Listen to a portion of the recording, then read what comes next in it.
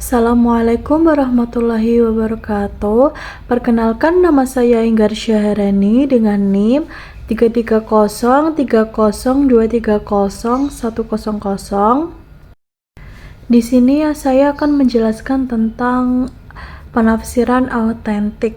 Oke, langsung saja. Penafsiran hukum atau interpretasi hukum.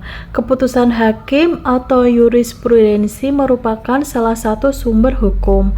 Hakim memiliki kewajiban untuk menjamin terselenggaranya kepastian hukum. Namun, dalam beberapa hal undang-undang tidak menyebutkan secara jelas dan rinci mengenai perkara yang ditanganinya. Untuk itu, hakim wajib melakukan penafsiran guna menangani perkara yang ditanganinya tersebut. Penafsiran autentik.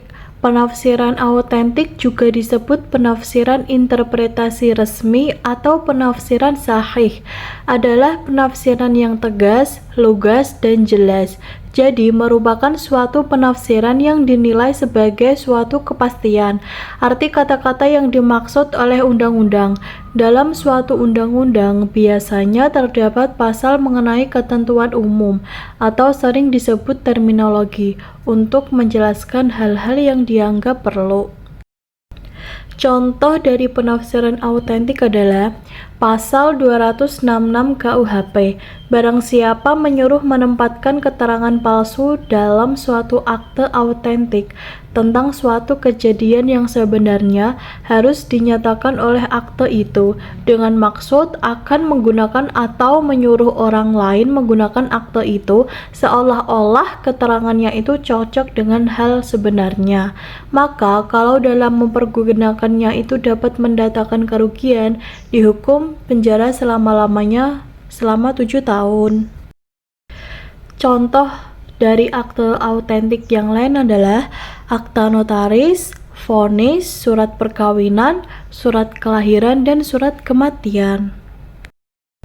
Kesimpulannya, penafsiran autentik merupakan salah satu jenis penafsiran hukum yang penting dalam sistem hukum Indonesia. Penafsiran ini dapat memberikan kepastian hukum bagi masyarakat karena makna dari norma hukum yang telah dibuat oleh pembentuk undang-undang telah dijelaskan secara jelas dan tegas. Penafsiran autentik dilakukan oleh pembentuk undang-undang sendiri. Tujuan penafsiran autentik adalah untuk memberikan penjelasan atau menegaskan makna dari norma hukum yang telah dibuatnya.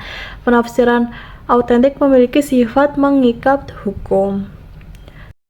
Itu saja yang dapat saya jelaskan dari penafsiran autentik. Sekian.